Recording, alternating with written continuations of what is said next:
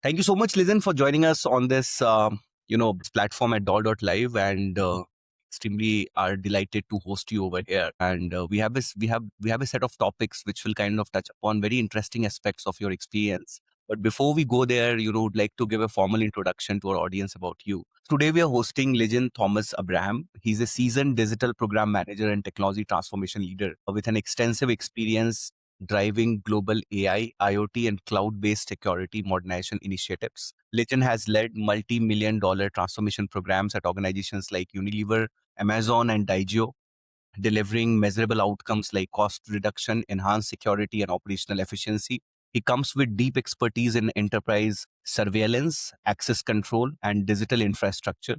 He specializes in building a scalable, future-ready technology ecosystems that strengthens organizational resilience and performance. We welcome you, Lizen. Thank you so much for joining us. Yeah. Thanks for hosting me, Lijin. It's a pleasure to have you as well, to meet with you. Yeah. So the first question that we have, Listen, for you is that you have led multi-reason digital transformation programs integrating AI surveillance, cloud access control, and IoT-based infrastructure.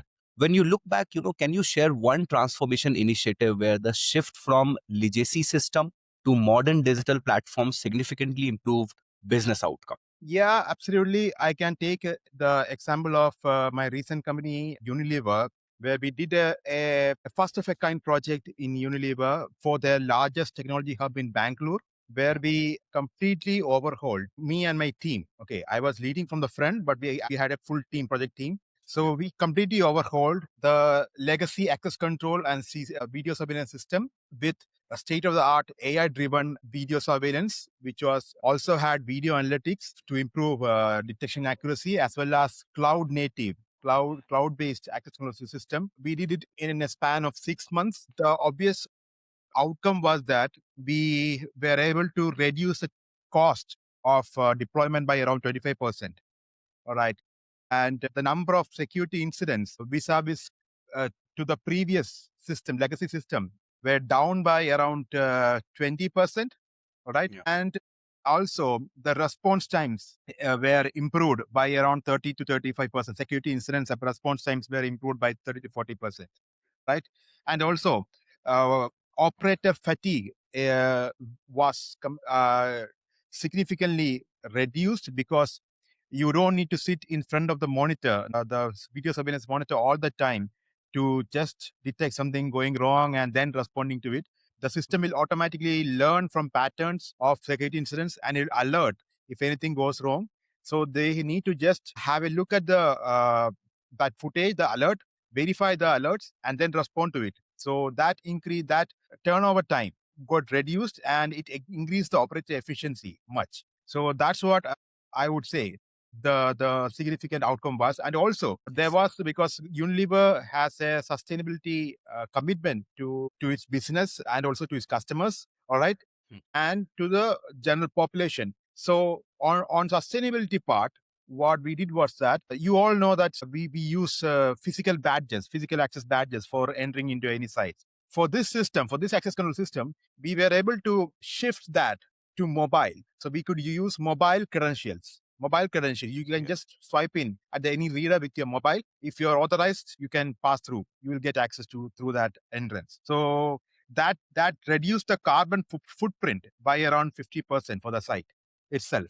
50% I said that because all of the people won't use it because they were initially resistant. The people, like 50% people used it. So we could when we analyzed it, we could see that there was a 50% reduction in carbon footprint. So these are the major outcomes that I would say as part of the deployment. Got it. This was a pretty interesting one. And you have also, kind of pioneered AI-driven surveillance deployments that improved threat detection accuracy and operational efficiency as well.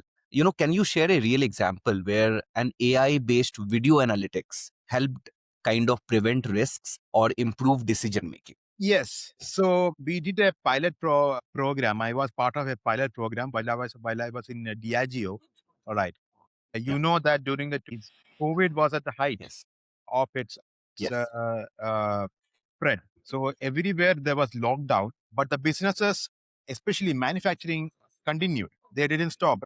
So what was the two major laws that were imposed upon all the industries, all the general population, and all the decision makers worldwide was that you need to have a mask, a face mask on.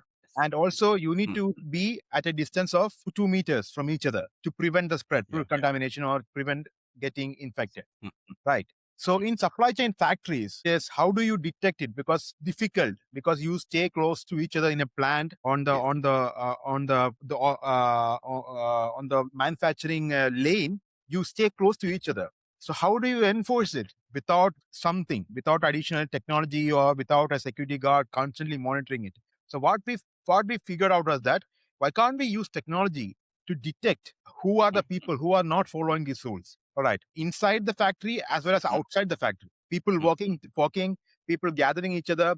Okay, all this we try to analyze and detect using AI-driven video analytics software, which was embedded into the normal cameras, existing Yes. cameras, the existing cameras. We didn't the company didn't purchase anything new, but we hired Yeah.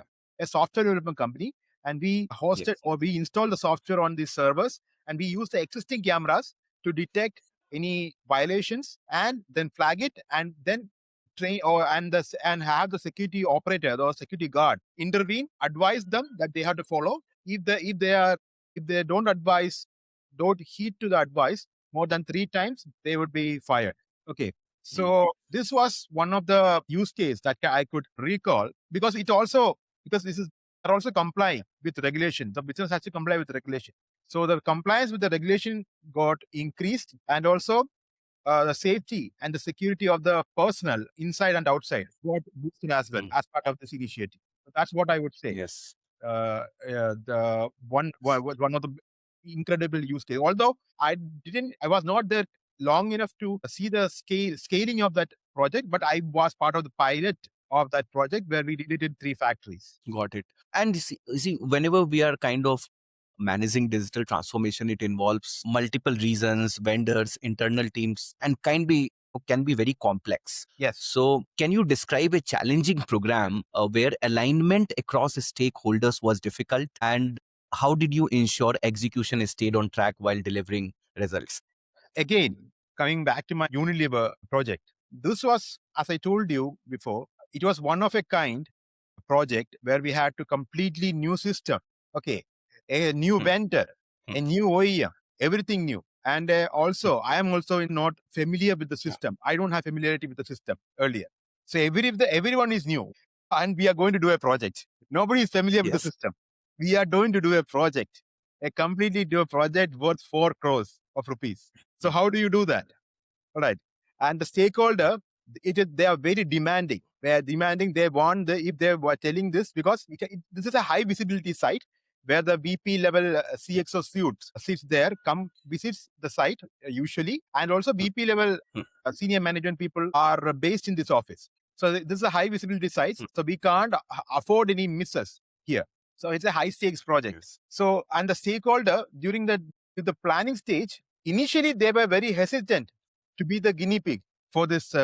rollout, because they were hesitant. Right. Everyone was hesitant because they knew they had the hunch that it will fail. Nobody knew that you are all new. You are all new. Why do you want us to be the guinea Yes. pig and invest 4 crore rupees into this?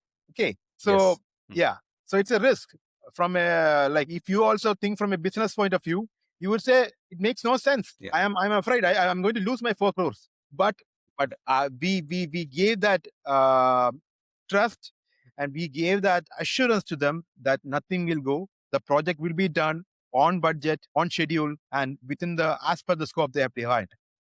And I took the personal Hmm. responsibility for it to ensure that it is done on doubt. Right. The planning was quite challenging because my stakeholders from multiple cross-functional departments were there. Everyone has some unique requirements. So Yes. for the planning, we spend most of the time for the planning, because it's the first project, and I wanted to ensure that the planning, the requirements are captured correctly in an orderly manner. We had to have multiple iterations of the scope due to the delay in decision making, and also new requirements come up. But at one point, I took Hmm. a stand. I told them that if we continue this process, we can't go on with the project. We carry on with the execution and the project will be delayed. So I took a stand and we froze the scope. All right. And I established a project a scope statement that this is a scope. And any further change request to this scope will be going through a formal process. All right. That is, we call it change management. We'll go through a change management process. And once it is approved by all the key stakeholders and the management, we'll go ahead with the change. So planning was conducted as such, and we froze the scope and we started executing it.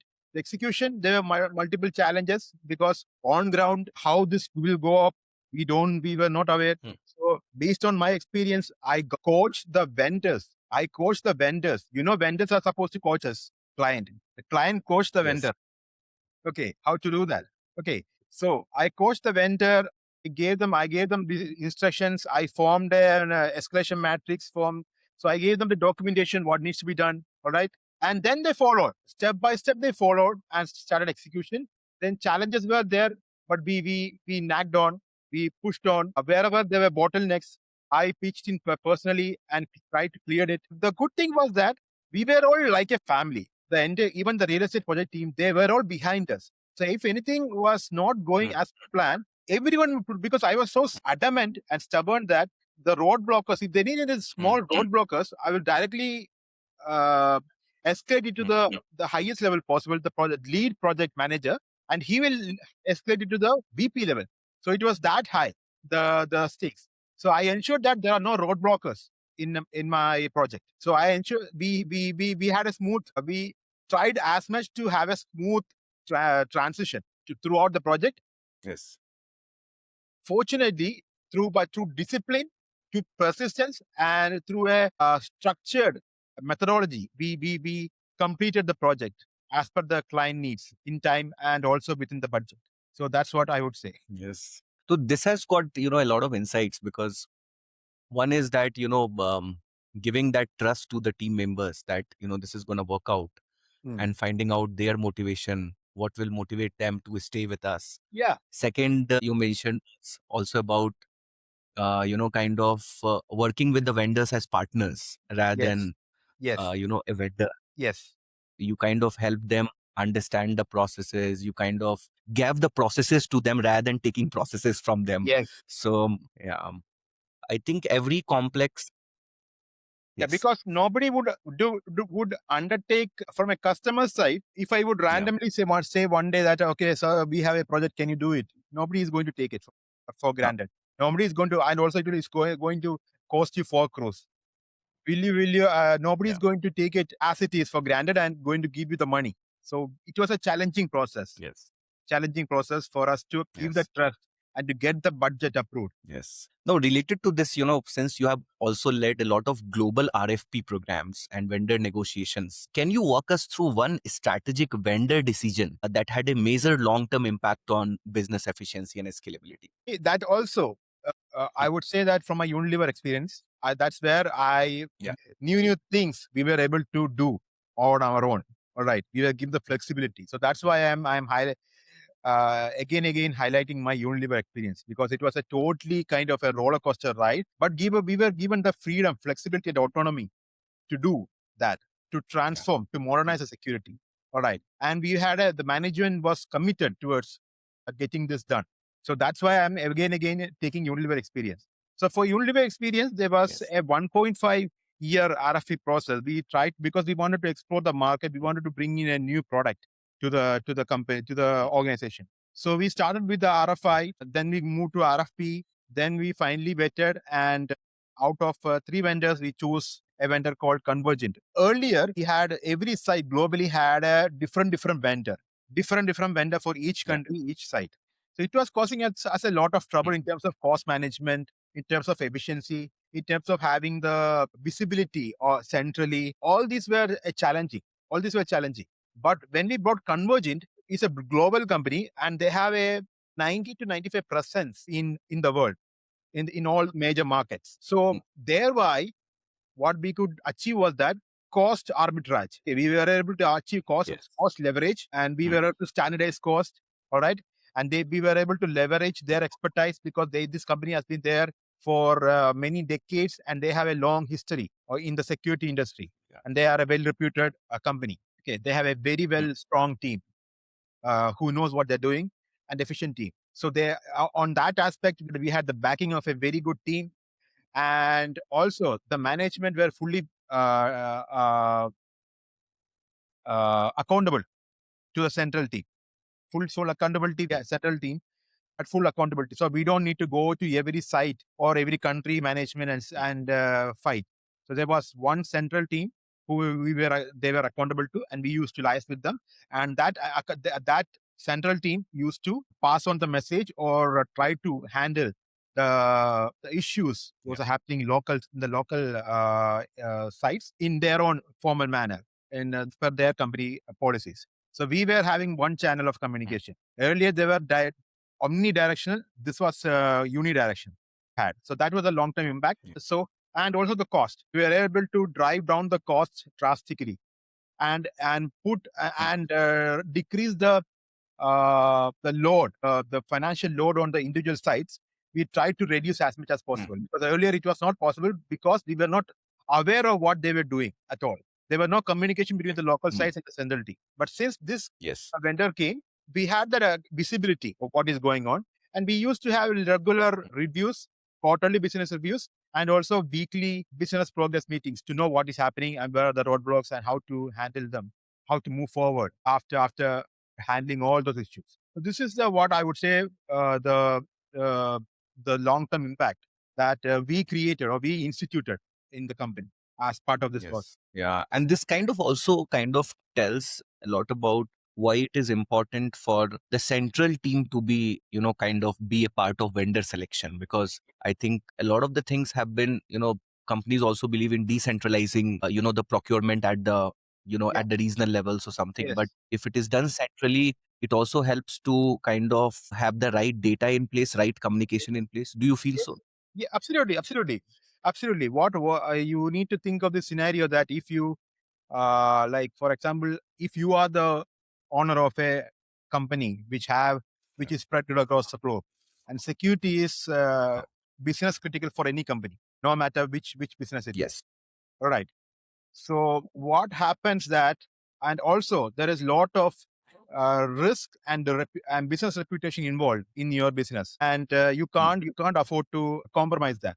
So if you don't have a single vendor or single team to communicate to your woes and your worries or any issues that come up, even at the peak of the night, you have some issue, you need to speak to a team. Who will you speak to? Rather than depending on the local team, if you have a central team, central vendor, it is much better. It is much safer for you to communicate. Because if at the middle of the night, your site team calls you and says, "Sir, our security systems has gone down completely. There is no security on ground. What are you going to do?" If it is dispersed, the security, if the security, the teams or security management is dispersed around the globe, you will be buried. You will be very difficult to figure out whom to contact.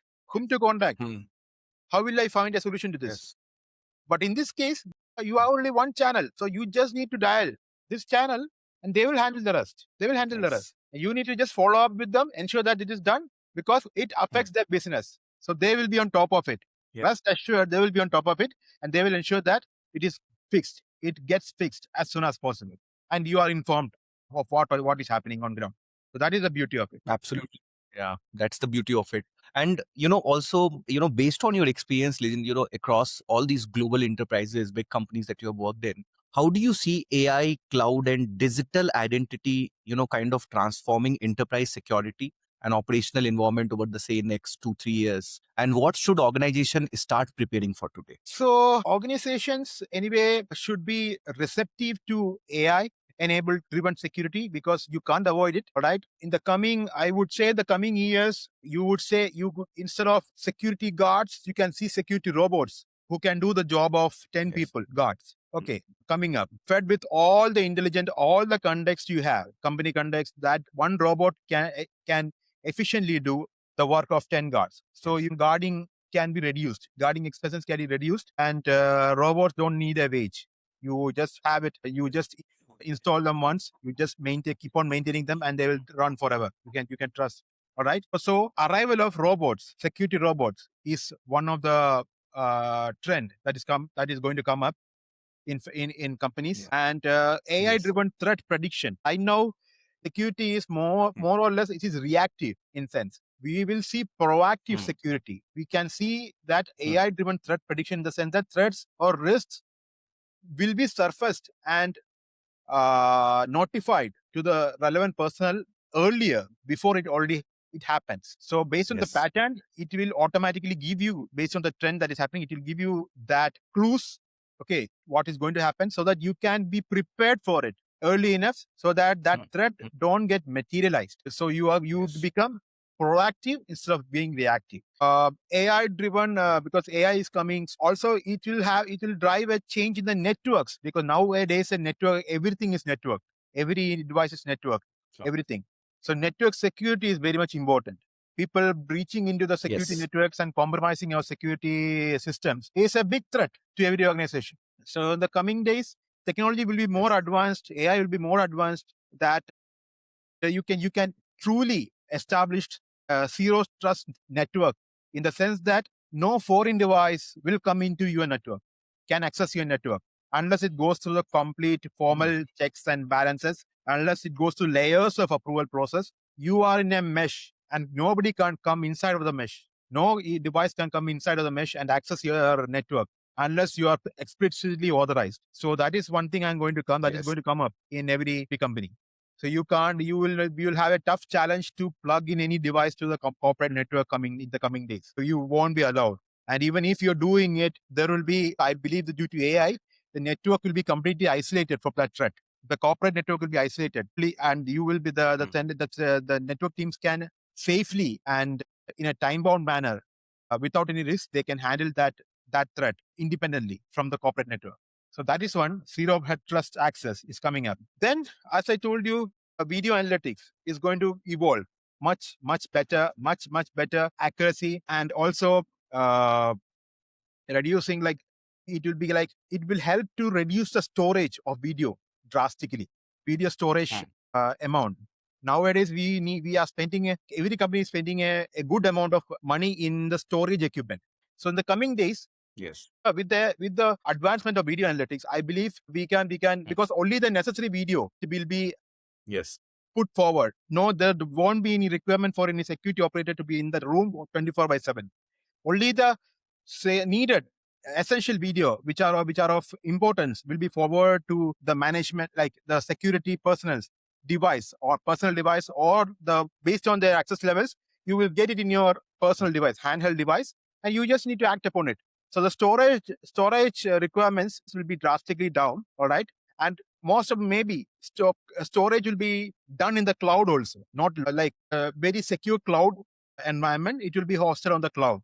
So the storage cost will be down by a significant amount. All right. So these are Yeah. some of and cameras also, because the processing will be done mostly on the edge side of the Mm. system, the camera side, not on the server side. Yes. So cameras will be Mm. more and more intelligent. All right. So network bandwidth, network capacity, or network bandwidth can be, we can reduce that load of the network bandwidth also. So these are all what I foresee in the coming years, which is going to happen with respect to security. And also convergence of So security this and was yeah. convergence of physical security and cyber security. It's a real thing. Cyber security and Yes. physical Mm. security, it is going to converge even more. You have, yeah. So that's where like we are going to see interesting things. I don't want to drag further, but it keeps up my Mm. curiosity to know what is going to happen in the near future. But these are all the things that are going to Yeah. happen in the coming decade. Yeah. Though you're absolutely right, like physical security and cyber security will merge, and has already started merging. Yes.